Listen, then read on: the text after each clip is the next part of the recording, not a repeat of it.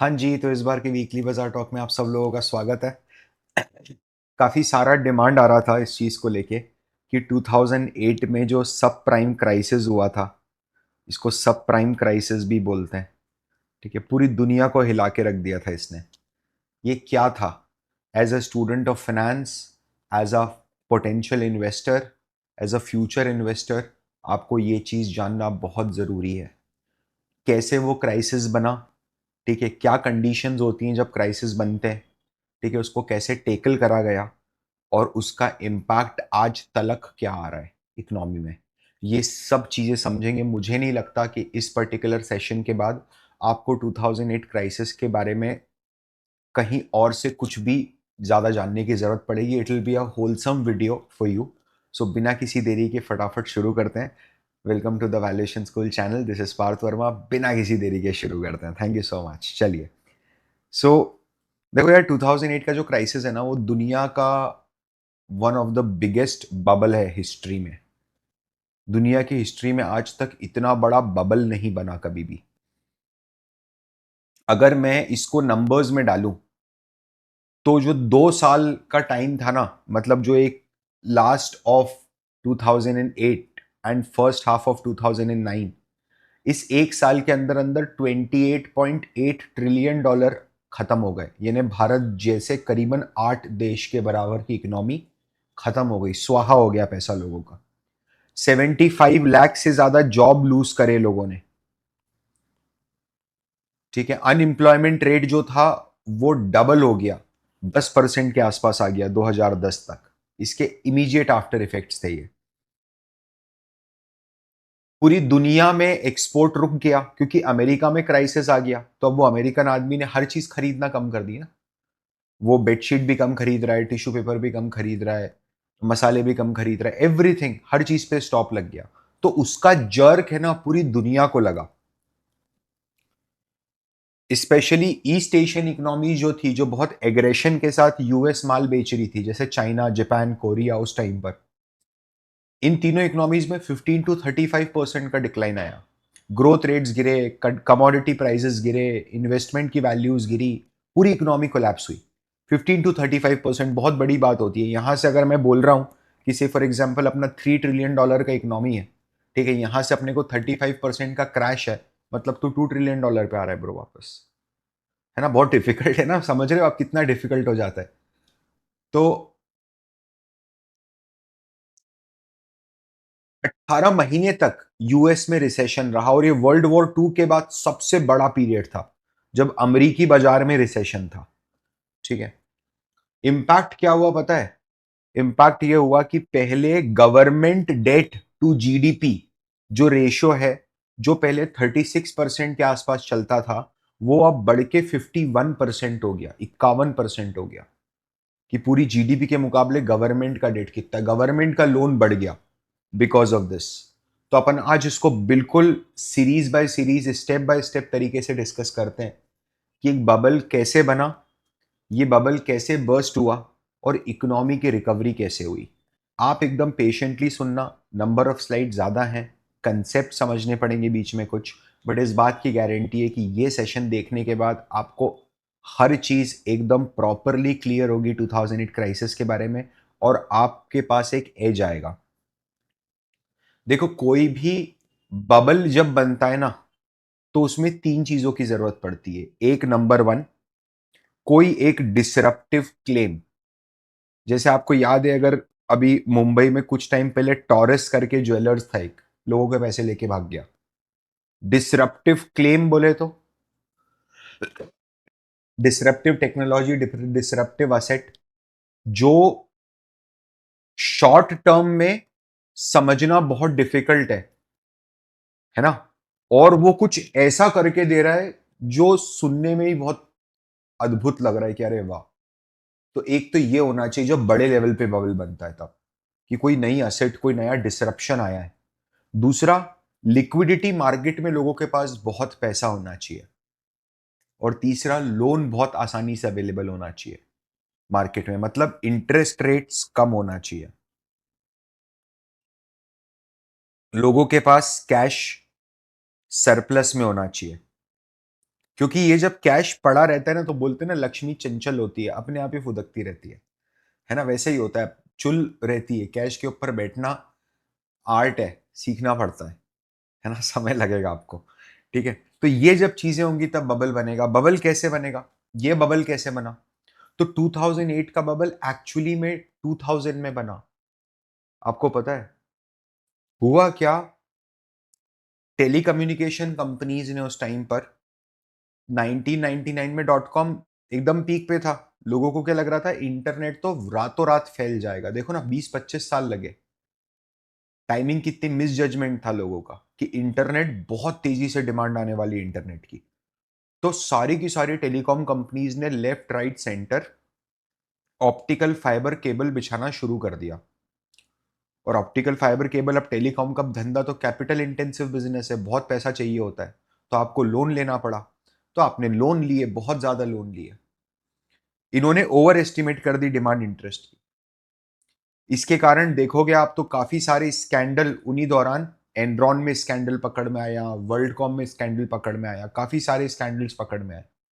ठीक है। उसके अलावा जियो पॉलिटिकल टेंशंस बढ़ गई थी। डॉट कॉम बबल अभी अभी फटा था। इकोनॉमी की रिकवरी बहुत स्लो चल रही थी, बहुत धीरे धीरे कछुए की चाल में इकोनॉमी ग्रो कर रहा था। तो फेडरल ओपन मार्केट कमेटी, जो फेडरल बैंक की जो कमेटी है जो रेट डिसाइड करती है, उसने बोला कि यार चीजों को ऑर्डर में लाने के लिए अपने को रेट कट करना पड़ेंगे। आप देखना कितना ड्रास्टिक स्टेप है। नंबर वन स्टेप, आप ये समझने की कोशिश करिए कि 2008 के बबल का बीज, सीड, कैसे 2001 में रोपा गया अंदर, कैसे उसको 100 करा गया। 2001 में करा हुआ एक हरकत 2008 के अंदर पूरी दुनिया को हिला के रख दिया। वो था ये रेड फ्लैग।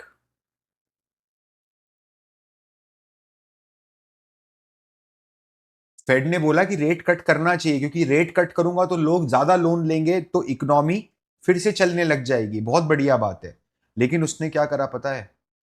उस बंदे ने 1.5 साल के टाइम में 11 बार रेट कट करा, 11 टाइम्स। देखो आप, हर कभी मीटिंग कर रहे हैं, 25 basis point, 50 basis point rate cut करते जा रहे हैं, करते जा रहे हैं, करते जा रहे हैं। 2001 में अगर आप लोन लेने जा रहे हो अमेरिका में, समझना, आप इसको समझ में आएगा आपको, 3 जनवरी 2001 में अगर आप लोन लेने जा रहे हो अमेरिका में, तो आपको 6% के इंटरेस्ट रेट पे लोन मिल रहा है। और वहीं पर ही 2 साल बाद अगर आप अमेरिका में लोन लेने जा रहे हो, 2-2.5 साल बाद, जून 2003 में, तो आपको मात्र 1% पे लोन मिल रहा है। क्या पैसे की वैल्यू को कचरा कर दिया है क्या अमेरिका ने खुद ही? समझना। और इस दौरान क्या हुआ पता है? ये हुआ था एक्चुअली में, और इस दौरान यूएस इक्विटी मार्केट्स लगातार 3 साल नीचे रहे। अब जब यूएस इक्विटी मार्केट्स लगातार 3 साल नीचे रहे, ये ग्रेट डिप्रेशन 1930s में जो ग्रेट डिप्रेशन आया था, उसके बाद पहली बार हुआ। तो अब लोग, वही है ना, लक्ष्मी है, आसानी से लोन मिल रहा है, 1% पे लोन मिल रहा है, कौन नहीं उठाएगा? मार्केट तो नीचे, मार्केट में थोड़ा ना लगाएंगे पैसा, फिर कहां लगाएंगे? यही तो होता है जब इंटरेस्ट रेट कम होते हैं और मार्केट्स गिर जाते हैं, तब क्या रियल एस्टेट में बूम आता है। आप देखो ना, यही होता है हमेशा। कोविड में सबसे पहले इक्विटी मार्केट्स ने परफॉर्म किया। इंटरेस्ट रेट तो गिरे ही हुए थे, जैसे ही पहली बार इंटरेस्ट मार्केट में फॉल आया, फर्स्ट फॉल जो इक्विटी मार्केट में आया, वहां से रियल एस्टेट राइज हो गया। ठीक है। तो लोगों का ध्यान फिर क्या हुआ? चूंकि इक्विटी मार्केट्स गिरे हुए थे, तो लोगों का ध्यान इक्विटी मार्केट से हटके अब traditional invest non traditional investments में गया। जैसे कि हेज फंड में पैसा डाल देते हैं, ग्लोबल इन्वेस्टिंग कर देते हैं, लेवरेज लेके पैसा डाल देते हैं। ठीक है। चाइना में पैसा डाल देते हैं, यूएस के हाउसिंग मार्केट में पैसा डाल देते हैं, यूएस के रियल एस्टेट में पैसा डाल देते हैं। ठीक है। और आप एक यहां चीज देख रहे हो, फाइनेंशियल इनोवेशन। मेरे को एक कंसेप्ट आपको समझाना है, 2 मिनट समझना जरा। देखो, एक होता है ट्रेडिशनल इन्वेस्टिंग, जिसमें या तो इक्विटी में पैसा लगेगा, या तो आप शेयर खरीदोगे, या फिर आप किसी कंपनी को डेट दोगे। इन दोनों के अलावा अगर आपने कहीं भी इन्वेस्ट किया है, तो आपने करी है ऑल्टरनेटिव इन्वेस्टिंग।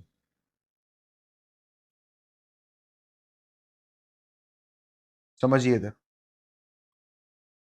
अब क्या होता है ना, जब जनता के पास पैसा बहुत ज्यादा इकट्ठा होने लग जाता है, बहुत ही ज्यादा पैसा इकट्ठा होने लग जाता है ना, और ट्रेडिशनल इन्वेस्टमेंट्स अनअट्रैक्टिव होते हैं, तो लोग अल्टरनेटिव इन्वेस्टिंग की तरफ भागते हैं। अल्टरनेटिव इन्वेस्टिंग में जैसे कि हेज फंड्स हैं, ठीक है। अल्टरनेटिव इन्वेस्टिंग के अंदर जैसे कि रियल एस्टेट है। अब क्या होगा ना, एक पॉइंट तो ऐसा आएगा जब पैसा इन दोनों में भी लग गया, अब अभी भी पैसा पड़ा हुआ है, अब और पैसा दो, तो फिर फाइनेंशियल इनोवेशंस होते हैं। ये जो है ना, ऐसे ही एक फाइनेंशियल इनोवेशन है जो मैं आपको समझाने की कोशिश कर रहा हूं, इसको बोलते हैं पूल्ड इन्वेस्टमेंट इंस्ट्रूमेंट्स। ध्यान से समझने की कोशिश करना, पूल्ड इन्वेस्टमेंट इंस्ट्रूमेंट्स क्या होते हैं। बहुत सारे लोग बहुत सारे लोग मिलकर एक जगह पर पैसा इकट्ठा करते हैं, ठीक है, और ये पैसा कहीं पर इन्वेस्ट होता है एक साथ, एक मुश्त, वन गो में। इसको बोलते हैं पूल्ड इन्वेस्टमेंट। तो बोले सर, क्या ये म्यूचुअल फंड जैसा दिख रहा है? मैंने बोला हाँ, exactly, mutual fund is also one of the pooled investment instrument, क्योंकि आप पैसा बहुत सारे एसआईपीस को एक जगह पर इकट्ठा करते हो और फिर वहां से उन एसआईपीस को आप इन्वेस्ट करते हो मार्केट में, राइट। ऐसा ही एक पूल्ड इन्वेस्टमेंट इंस्ट्रूमेंट है जिसके बारे में अपन आगे बात करेंगे, which is also one of the main reasons for 2008 crisis. But मैं बता रहा हूं आपको that at the end of the day it is all because of human greed. तो अब क्या हुआ, अपन आगे बढ़ते हैं। अब यहां पर जब पैसा इक्विटी मार्केट्स में नहीं जा पा रहा था और ट्रेडिशनल इन्वेस्टमेंट्स में नहीं जा पा रहा था, तो ऑल्टरनेटिव में लगा।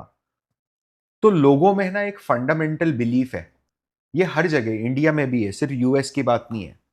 वो फंडामेंटल बिलीफ ये है कि रियल एस्टेट के प्राइस कभी कम नहीं हो सकते। आप अपने पापा से पूछ लेना कभी भी जाके कि पापा, अगर 1 करोड़ रुपए हो तो अपन रियल एस्टेट, कुछ समझ में अगर नहीं आ रहा है, तो जमीन खरीद सकते हैं क्या?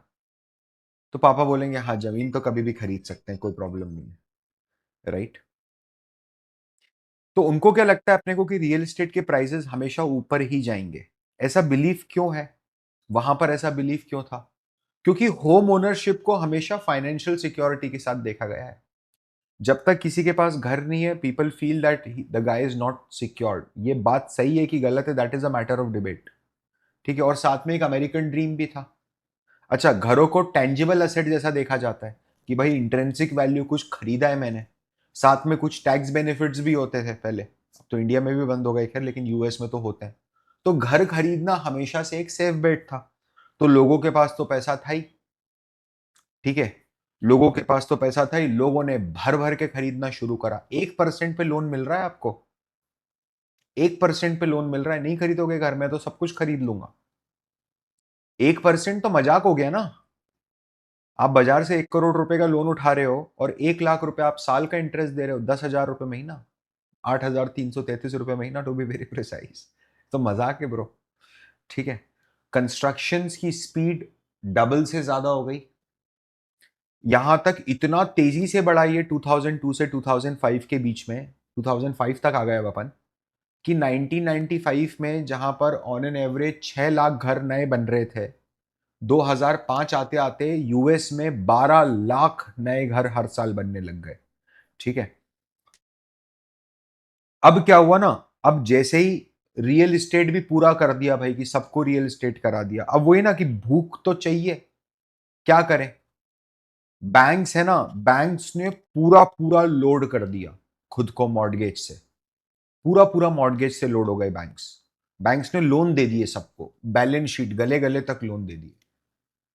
और लोन देना चाह रहे थे क्योंकि पैसा तो फ्री में मिल रहा था उस टाइम पर, है ना, बट दे नहीं सकते ना, क्योंकि एक पॉइंट ऑफ टाइम से ज्यादा तो आप लोन नहीं दे सकते ना, एक लिमिट तो रहती है हर रेगुलेटर की। तो बैंक्स ने पता है एक जुगाड़ करी वहां पर। बैंक ने बोला कि अभी अपने पास कितना लोन है, से फॉर एग्जाम्पल, एक एग्जाम्पल के रूप में, अभी अपने पास कितना लोन अपन ने दिया हुआ है, तो हमने बोला $300 मिलियन। तो बोले अपन और नया कितना लोन दे सकते हैं, तो बोले अब नया लोन नहीं दे सकते हैं, जीरो, अपन 100% लिमिट ब्रीच कर चुके हैं। तो बोले एक काम करो, ये लोन को है ना सिक्योरिटाइज करवा लो। सिक्योरिटाइज करा लो मतलब लोन को हम ट्रेडेबल सिक्योरिटीज में कन्वर्ट कर देंगे। सर ये समझ नहीं आया क्या हो रहा है, इतना आसानी से समझ भी नहीं आएगा, समझना इधर। बैंक के पास जो होम लोन्स थे, बैंक ने क्या करा, एक पूल बनाया, एक बंडल बनाया, और ये सारे होम लोन इस बंडल में डाल दिए। समझ रहे हो आप? और ये बंडल बहुत सारे लोगों को बेच दिया, इस बंडल के शेयर्स लोगों में डिस्ट्रीब्यूट कर दिए। लोगों को क्या बोला गया कि आपने आपने इसमें इन्वेस्टमेंट करना है, और ये एक कैटेगरी इन्वेस्टमेंट है, AAA+ कैटेगरी इन्वेस्टमेंट है। लोगों ने इन्वेस्ट करना शुरू करा, लोगों को बेच दिया उन्होंने। मतलब तो सर ये क्या हुआ यहां पर, देखो बैंक तो बरी हो गया, बैंक ने अपना लोन किसको बेच दिया, इस पूल को बेच दिया। तो बैंक की बैलेंस शीट के अंदर क्या लोन फिर से कम होके जीरो पे आ गया? तो अब क्या बैंक फिर से 300 मिलियन का लोन दे सकता है? दे सकता है। ठीक है, ये चीज हो गई, बैंक की ही दूसरी कंपनी को बेच दिया लोन। ठीक है, अब ये जिनको लोन बेचा है, ये जो पूल बना है, तो मेरे पास आज के टाइम 5,000 करोड़ के लोन है जो मेरे पास रखे हुए हैं। तो मेरे पास हर महीने क्या इंटरेस्ट आता होगा? आता होगा, है ना? तो मैंने क्या करा पता है, मैंने है ना बहुत बड़े बड़े लोगों से कांटेक्ट करा। मैंने बोला आप एक काम करो ना, मेरे पास 5,000 करोड़ के लोन है, उसमें से कुछ लोन आप खरीद लो। बोले मतलब? तो बोले मतलब जैसे ही मेरे पास इंटरेस्ट आएगा, मैं उस इंटरेस्ट में से कुछ थोड़ा सा पैसा मैनेजमेंट फीस का रख के ऐसा कैसा इंटरेस्ट आपको दे दूंगा आपके हिस्से का। तो बोले हाँ यार ये बात तो सही है। ठीक है, कि हाँ यार ये बात तो बिल्कुल सही है। अब क्या होता है ना, अब क्या होता है ना, यहां पर दो चीजें हैं, मॉर्गेज बैक सिक्योरिटीज और कोलेटरलाइज डेट ऑब्लिगेशन। हम क्या करते हैं, हम ट्रांचेस के अंदर इसको बांटते हैं। जब ये पूल को जब ये पूल को आप लोगों में बांटते हो, तो आप छोटे छोटे अलग अलग ट्रांचेस बनाते हो। मतलब मैं समझा नहीं, इधर देखना जरा, इधर ध्यान से। जैसे मान लीजिए आपने होम लोन्स बांटे हुए हैं, ठीक है, 10,000 होम लोन्स हैं, इनका आपने बनाया एक पूल, और इस पूल में बहुत सारे इन्वेस्टर्स हैं अलग अलग। ठीक है, तो आप क्या करते हो पता है, आप इन्वेस्टर्स की कैटेगरी बना देते हो कि आप ए कैटेगरी इन्वेस्टर हो, आप बी कैटेगरी इन्वेस्टर हो, आप सी कैटेगरी इन्वेस्टर हो सर। तो बोले सर ये ए कैटेगरी इन्वेस्टर का क्या मतलब है? ए कैटेगरी इन्वेस्टर का मतलब ये है कि ये जो 10,000 लोन में से जब इंटरेस्ट आएगा इस पूल के पास, तो सबसे पहले हम आपको पे करेंगे। तो अगर आप कैटेगरी ए इन्वेस्टर हो तो आपको सबसे पहले इंटरेस्ट मिलेगा, यानी आपकी रिस्क बिल्कुल कम है। ठीक है, जो कैटेगरी बी है उसको उसके बाद मिलेगा, और सबसे आखिरी में मिलेगा कैटेगरी सी को। इसीलिए अगर आप देखोगे तो आपका जो रिटर्न बन के आएगा वो 7% के आसपास बन के आएगा, आपका रिटर्न 9% के आसपास बन के आएगा। एक एग्जाम्पल बता रहा हूं, आपका रिटर्न 12% के आसपास बन के आएगा। से ए का रिटर्न 7% क्यों बन रहा है? क्योंकि उसने रिस्क कम लिया है। सी का रिटर्न 12 बन रहा है क्योंकि उसने रिस्क ज्यादा लिया, उसको आखिरी में पैसा मिलेगा। तो मतलब अगर ये 10,000 होम लोन्स डिफॉल्ट मार जाते हैं बाय चांस, तो सबसे बुरा कौन फंसा हुआ है? सी फंसा हुआ है ना, क्योंकि सबका ब्याज आया नहीं, पूरे 10,000 लोगों ने ब्याज दिया नहीं। ठीक है, और ए को तो पैसा मिल जाएगा, सबसे पहले उसी को मिलेगा, है ना, फिर उसके बाद बी, और सबसे आखिरी में सी। तो सी सबसे ज्यादा रिस्क ले रहा है। तो जो सबसे ज्यादा रिस्क ले रहा है उसको सबसे हाईएस्ट रिटर्न मिलेगा, और वो सबसे लास्ट में पे ऑफ होगा। जो सबसे कम रिस्क ले रहा है उसको सबसे लोअर रिटर्न मिलेंगे, और वो सबसे पहले पे ऑफ होगा, जैसे कि कैटेगरी ए। ये एक क्लासिक केस है मॉर्गेज बैक सिक्योरिटीज, या फिर जिसको कोलेटरलाइज डेट ऑब्लिगेशन भी बोलते हैं। बहुत सारे होम लोन्स हैं, अलग अलग अलग अलग। आपने उस होम लोन का एक पूल बनाया और ये पूल को आपने 3 अलग अलग ट्रांचेस में दे दिया, इसको ट्रांचेस बोलेंगे।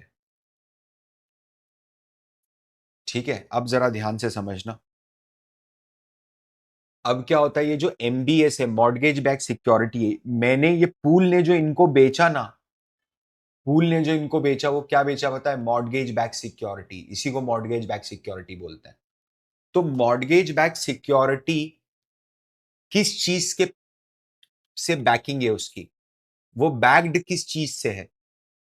क्या घर आपके पास गिरवी है? घर आपके पास गिरवी थोड़ा ना है, घर तो पूल के पास गिरवी है, क्योंकि लोन तो पूल ने दिया हुआ है। तो फिर आपके पास क्या है? आपके पास उस घर के दिए हुए होम लोन से आने वाले कैश फ्लोज गिरवी है। मतलब इंटरेस्ट पे सबसे पहला अधिकार आपका है। तो अमेरिकी लोग तो उस टाइम यही सोच रहे थे कि यार घर की कीमतें तो हमेशा ऊपर ही ऊपर जाएंगी, है ना? तो क्योंकि हाउस की इंट्रिंसिक वैल्यू, और कभी अगर नहीं भी किसी ने मान लो डिफॉल्ट भी कर दिया इन केस, तो अपन घर बेच के पैसा ले लेंगे, क्या प्रॉब्लम है? और यही वो रूट कॉज थी जहां पर सब प्राइम क्राइसिस स्टार्ट हुआ। अभी याद रखना, the money flow is still very high in the market, percentage और बहुत कम है अभी भी। तो ये जो अमेरिकी ट्रस्ट बना, लोगों ने, बैंक्स ने, और हमको तो और बेचना है और बेचना है और बेचना है, तो सब अच्छे लोगों को बेच दिया। मतलब जिनका सिबिल स्कोर बहुत अच्छा होता है ना, उन सब ने लोन ले लिया अमेरिका में। तो बैंक को तो और बेचना था, तो बैंक ने क्या करा पता है? बैंक ने फैब्रिकेट करना शुरू करा रेटिंग ऑफ बोरोवर। जिनकी रेटिंग 450 की आ रही है ना सिबिल की, उनको भी लोन चिपका दो। इसी को बोलते हैं सब prime loans. Prime loans, premium loans और सब प्राइम लोन्स। जिनकी क्रेडिट हिस्ट्री पुअर है, इनकम्प्लीट है, नॉन एग्जिस्टेंट है, ठीक है, ऐसे लोगों को भी बैंकों ने जबरदस्त लोन दिए। क्यों? क्योंकि भर भर के पैसा था यार, खूब पैसा था, और अलग अलग तरह के लोन आए। Ninja loan, no income no job no asset, बोलते ना वो बिना आधार पैन कार्ड के तुरंत लोन पाइए 2 मिनट में, दैट इज निंजा लोन। तुरंत मिलेगा loan. 100% loan to value ratio. जैसे अगर आप कभी भी किसी चीज के लिए लोन लेने जाते हो, आपने बाइक खरीदी, 2 लाख रुपए की बाइक आई, ठीक है, बाइक की कीमत 2 लाख रुपए, तो क्या बैंक पूरे 2 लाख रुपए का लोन देगी क्या आपको? बिल्कुल भी नहीं। बैंक क्या बोलेगी? हम 1,50,000 का लोन देंगे, बाकी 50,000 रुपए आपको अपनी जेब से डालना है। यही होता है ना। लेकिन उस समय बैंकों ने बोला पूरा पूरा लोन दो, आपको चार्टर प्लेन खरीदना है, मैं लोन पे लेके देता हूं आपको, खरीदो, आप तो ऐश करो, आपको जेब से कुछ नहीं डालना है।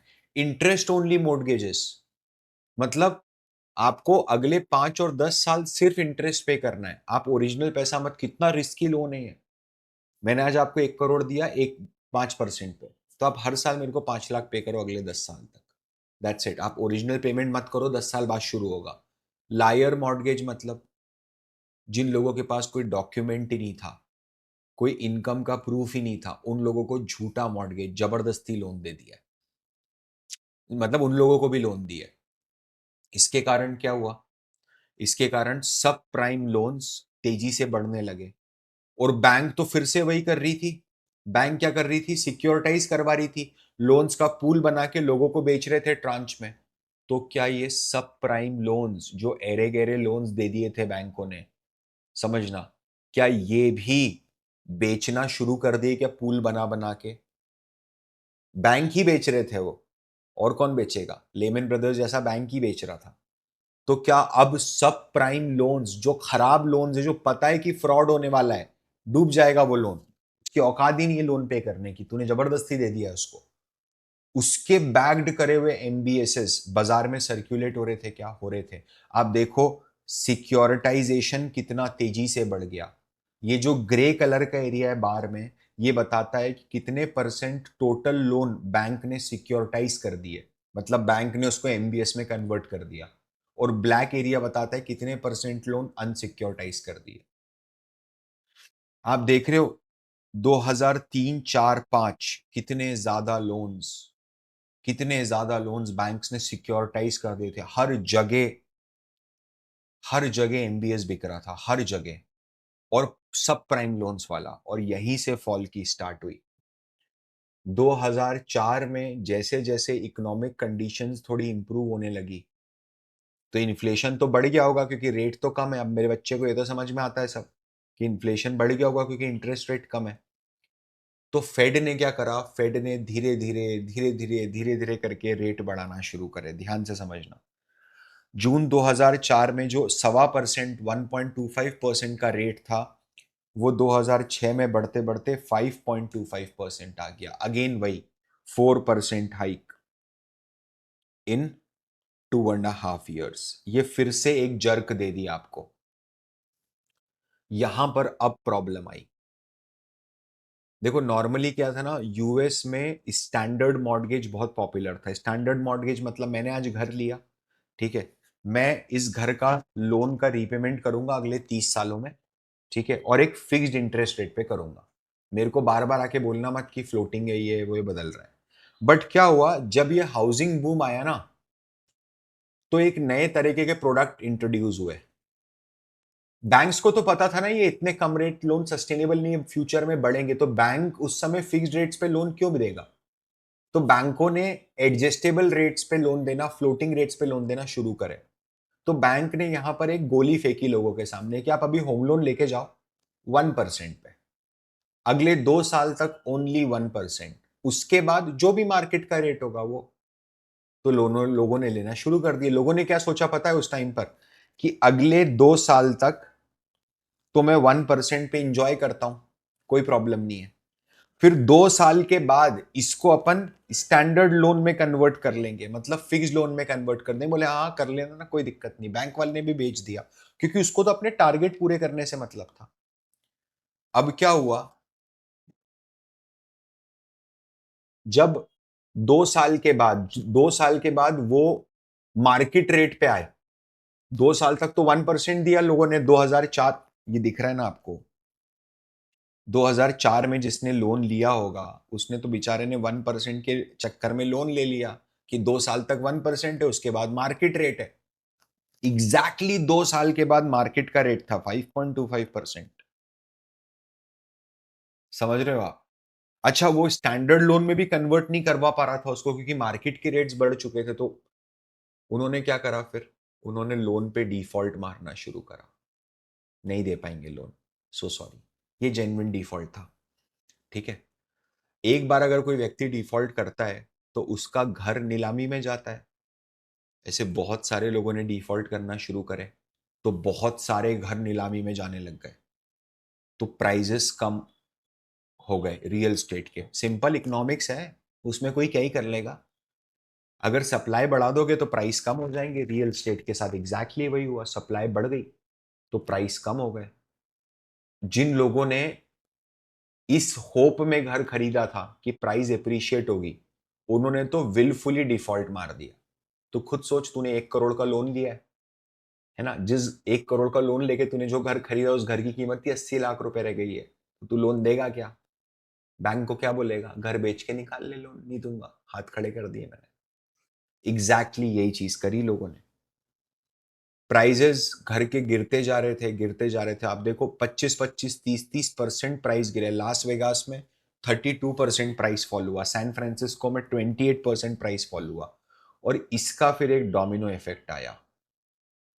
डोमिनो इफेक्ट क्या आया, सिंस पैसा आया नहीं, लोगों ने पैसा दिया नहीं, प्राइजेस फॉल हो गए। अब इसमें फंस कौन गए, वो लोग फंस गए जिन लोगों ने एमबीएस इशू करे थे, लेमन ब्रदर्स जैसे बैंक्स, ठीक है। फैनी मे एंड फ्रेडी मैक करके एक ऑर्गेनाइजेशन है, ये गवर्नमेंट ऑर्गेनाइजेशन है जो हाउसिंग फाइनेंस का काम देखती है, जैसे नेशनल हाउसिंग बोर्ड है इंडिया में। इन्होंने भी $10 ट्रिलियन के रेसिडेंशियल मार्केट, मतलब का आधा 50% इनके पास है। इन्होंने लोन दे रखे थे, 50% अमरीकियों को इन्होंने लोन दिया था, मे एंड मैक ने, फेनी एंड फ्रेडी भी बोलते हैं इसको, ठीक है। अब ये एमबीएस हुआ तो इनकी भी बैंड बज गई। इतनी बुरी बैंड बजी कि गवर्नमेंट को इंटरवीन करना पड़ा, और गवर्नमेंट ने बोला कि हम 187.5 बिलियन डॉलर के शेयर्स खरीदते हैं आपके। तो उनको जबरदस्ती पैसा दिया। तो यूएस टैक्स पेयर के पैसे से फैनी एंड फ्रेडी बचा। एक और कंपनी थी Bears and Stearns hedge fund, इन्होंने भी बहुत जबरदस्त इन्वेस्टमेंट करा था सीडीओज में, एमबीएसएस में, और वो भी उधार के पैसे पे। मतलब समझ रहे हो, उधार का पैसा उठा के उधार खरीदने में इन्वेस्ट हो रहा है। मैं लोन लेके लोन दे रहा, मतलब लोन लेके लोन दे रहा हूं लोगों को, ये चीज करी इन्होंने एग्जैक्टली। तो बियर स्टर्न अगर आप देखेंगे तो उनकी टोटल 11.8 बिलियन डॉलर उसने जेब से लगाए थे, एंड बाजार से 383 बिलियन डॉलर उठाया था। सोचो आप 11 रुपए अपनी जेब के लगा रहे हो और 380 रुपीज बाजार से उठा रहे हो, और आप बोल रहे हो कि मैं 491 रुपीज में बिजनेस करूंगा। कितना रिस्की बिजनेस है ना। हाई ग्रेड इंस्ट्रूमेंट्स थे बट 60% तो एमबीएसी था। अब क्या हुआ ब्रो, जब मार्केट कोलैप्स हुआ, एमबीएसएस भी कोलैप्स हो गए, तो धीरे धीरे फंड ने पैसा लूज करना शुरू कर दिया। Q4 में 4% लॉस हुआ, 8% लॉस हुआ, 25% लॉस हुआ। ठीक है, एंड फाइनली, ठीक है, इन्होंने एक गलती और करी। इन्होंने ये विजन थोड़ा सा नहीं बना पाए कि इन्होंने शॉर्ट टर्म पैसे को लॉन्ग टर्म असेट्स फाइनेंस में यूज कर दिया। मतलब लोगों से बोला कि 1 साल के लिए आप एमबीएस खरीदो, तो 1 साल के लिए अगर मैं एमबीएस खरीद रहा हूं, तो मैं ऐसे ही लोन का एमबीएस खरीदूंगा ना जो लोन 1 साल के अंदर अंदर पूरा खत्म हो जाएगा। तभी तो 1 साल के बाद लोन खत्म हो जाएगा, मुझे मेरे पैसे मिल जाएंगे, मैं बाहर हो जाऊंगा, है ना। तो मैंने 1 साल के लिए एमबीएस खरीदा, और वो पैसा कहाँ लग गया, वो मैंने कौन सा एमबीएस दिलवा दिया, होम लोन का, जो 30 साल तक चलेगा। आई यू गेटिंग माई पॉइंट। ये मिसमैच हो गया यहाँ पर बहुत बड़ा। इन्होंने भी डिफॉल्ट कर दिया, मूडीज ने रेटिंग डाउनग्रेड कर दी B2C। ट्रिगर पैनिक हो गया, जो इन्वेस्टर्स थे जिन्होंने बियर्स एंड स्टर्न में पैसा लगाया था, उन्होंने पैसा खींचना शुरू कर दिया, असेट्स बेच नहीं पा रहे थे अपनी, पूरा का पूरा बैंक कोलैप्स हो गया झटके के साथ। सेम चीज लेमन ब्रदर्स के साथ हुई। लेमन ब्रदर्स को तो too big to fail bank बोलते थे। उन्होंने सबसे बड़ा लॉस बुक करा, 639,000 million dollars, right, whatever it is, 639,000 million dollars। Just imagine bro, just imagine कितना बड़ा लॉस बुक करा। 630 बिलियन डॉलर का लॉस किसको बोलते हैं भाई। ठीक है, और इन सब के अंदर एक पंगा और फंस गया, वो था AIG। AIG is American insurance group. American insurance groups ने ये सारे एमबीएस पे इंश्योरेंस दे के रखा हुआ था, जिसको बोलते हैं क्रेडिट डिफॉल्ट स्वैप। अगर आपको नहीं पता है क्रेडिट डिफॉल्ट स्वैप क्या है, तो मैंने बहुत डिटेल में समझाया है मनी हाइस्ट के through, Money Heist case study के थ्रू समझाया है, जो नेटफ्लिक्स का स्टडी वेब सीरीज है, उस पर आप जाके समझिएगा। तो एआईजी ने तो सबको इंश्योर कर रखा था और सब डूब गए, सब डूब गए। तो एआईजी को 99 बिलियन डॉलर्स का लॉस हुआ। इंश्योरेंस था, पैसा देना पड़ेगा, लीगली ओब्लाइज। 300 से ज्यादा बैंक फेल हुए 2008 से 2010 के बीच में। इतनी बुरी त्रासदी थी, मैं बता रहा हूं आपको, इंडियन स्टॉक मार्केट में भी। मेरा तो एंट्री पॉइंट ही था बस मार्केट में 2008 में, तो अपन तो भागे नहीं, बट मैंने देखा है ऐसी हालत हो गई लोगों की कि आज अगर अब उन्होंने इतना लॉस बियर कर लिया, इतनी ज्यादा खराब कंडीशंस देखी जीवन में, कि आज अगर आप उनको स्टॉक मार्केट भी बोल दोगे तो वो उछल जाएंगे। इतना दूर रहते हैं स्टॉक मार्केट से, आज तक जीवन में भी स्टॉक में कभी इन्वेस्ट नहीं करेंगे। तो रिकवरी होना शुरू हुई जी। रिकवरी कैसे हुई, अब देखो, बैंक तो फॉल आउट हो गए, बैंक गिर गए, तो डिपॉजिटर्स ने का ट्रस्ट लूज हो गया होगा। बैंक्स लगातार गिर रहे हैं। सोच, अगर हिंदुस्तान में एक के बाद एक के बाद एक 3-4 बैंक गिर गए, तो क्या तू एफडी बनाएगा जाके? बिल्कुल भी नहीं। तो इकोनॉमी में तो टफ टाइम आया ही होगा। ऐसे टफ टाइम पर अमेरिकी गवर्नमेंट आगे आई, और अमेरिकी गवर्नमेंट ने इतिहास का सबसे बड़ा बेल आउट पैकेज ऑफर किया। बेल आउट पैकेज मतलब गवर्नमेंट ने आके हेल्प करी बैंक्स की, सीधे की लो पैसा और बांटो लोगों को लोन, क्योंकि इकोनॉमी बढ़ानी है। देखना, ऑब्जेक्टिव वही है, पैसा लो और लोगों को लोन बांटो। तो 700 बिलियन डॉलर बैंक्स को दिए। बट बैंक्स ने क्या करा पता है? बैंक्स ने ये पैसा लोगों को नहीं बांटा, बैंक ने ये पैसा अपने पास रखा अपनी बैलेंस शीट को स्ट्रांग करने के लिए। फेड ने भी फिर से रेट कट करे। देख क्या हो रहा है, ये 2007 में जो 4.75 का रेट था वो फिर 0% पे आ गया। बट पता है 0% का रेट है, बैंक के पास पैसा पड़ा हुआ है, बट है ना, ना तो लोग अब लोन लेने में इंटरेस्टेड है। समझना, लोगों की तो बर्बाद हो गए, लोग डर रहे हैं अब लोन के नाम से। Consumers are scared of. And उनका मेन फोकस था कि जैसे भी कैसे करके डेट खत्म करो और पैसा अपने पास जमा करके रखो, और नया पैसा नहीं लेना है। तो जब ये हुआ ना, देखा इस समय, समझना इस समय तक क्या सिचुएशन हो गई। यूएस गवर्नमेंट ने देखा कि इकोनॉमी कमजोर है। इकोनॉमी कमजोर होती है तो क्या करना है, किताब खोल के देखी तो बोले लोगों के हाथ में पैसा दो। तो यूएस गवर्नमेंट ने रेट कम कर दिए। रेट कम कर दिए तो बैंकों ने भी रेट कम कर दी, बट बैंकों ने बोला हमारे पास तो पैसा ही नहीं है देने के लिए। तो यूएस गवर्नमेंट ने $700 बिलियन बैंक्स को दिए, है ना। उसके बाद बैंक्स की नीयत चेंज हो गई, बैंक ने बोला नहीं नहीं, ये पैसा अपने पास रखो, ठीक है। और लोग भी 0% पे भी कोई लोन लेने नहीं आ रहा है, क्योंकि लोग डरे हुए हैं। तो ऐसे केस के अंदर यूएस ने क्वांटिटेटिव ईजिंग करी। क्वांटिटेटिव ईजिंग मतलब एक ऐसा कॉन्सेप्ट होता है जिसमें सेंट्रल बैंक, जैसे इंडिया में अगर क्वांटिटेटिव ईजिंग होगी तो सेंट्रल बैंक जबरदस्ती बैंकों के पास जाएगी और उनके पास जो उनके इन्वेस्टमेंट्स हैं वो खरीद लेगी और उनको कैश हाथ में पकड़ा के आ जाएगी, फिक्स्ड अमाउंट का। अब बैंक के हाथ में कैश आ गया तो बैंक क्या करती है, उस कैश का तुरंत लोन पे देती है। बैंक कैश पे लेके बैठती नहीं है कभी भी, है ना। ये बहुत एक्सट्रीम स्टेप होता है, बहुत एक्सट्रीम स्टेप होता है। तो ये स्टेप भी लिया गया गवर्नमेंट के द्वारा। मनी सप्लाई बढ़ाना है ना, लॉन्ग टर्म इंटरेस्ट रेट्स को कम करना है ताकि इकोनॉमिक एक्टिविटी बढ़ जाए। इसके कारण देखो बैंकों की बैलेंस शीट कितनी बढ़ गई, फेड बैलेंस शीट, ठीक है। ये करना एक साथ किसी भी देश के लिए नॉर्मल नहीं है bro, it is not normal. Rates 0% पर है, ठीक है। अनलिमिटेड सप्लाई ऑफ लिक्विडिटी है। लोग बोलते हैं कि नेशनल डेट आपका 36% है ना। उस समय स्टैनली ड्रैकन मिलर ने बोला कि ये लिक्विडिटी ही है जो मार्केट को मूव करेगी, और हुआ भी यही, है ना। Over the period of time जो असेट के प्राइसेस बढ़े, जो मल्टीपल बूम्स आए, ठीक है, उसने लिक्विडिटी को पीक पे करके रखा। मतलब liquidity was one of the main reasons. Now going forward अगर मैं देखता हूं तो अब फिर से 0% 2% पे जाना तो नेक्स्ट टू इम्पॉसिबल। कोई अगर ऐसा केस आ जाए बड़ा तो अलग बात है, बट मुझे ऐसा लगता है कि 2% की जगह अब 3 to 4% could be the new normal for US, ठीक है। यूएस के लिए 3 से 4% एक नया नॉर्मल हो सकता है। आई होप आपको समझ में आया होगा। आप मुझे कमेंट में बताइए, ठीक है, आपको कैसा लगा। आप बहुत प्यारे हो, and thank you so much, आपने जो भी इतना प्यार इतना रिस्पेक्ट दिया है उसके लिए। आप बताइए आपको मुझसे और क्या पढ़ना है, मैं कोशिश करूँगा, हमारी पूरी टीम कोशिश करेगी कि उसको आप तक लेके आया जाए। मैं आपसे मिलता हूँ अगले संडे, तब तक के लिए this is Parth Verma signing off. Thank you.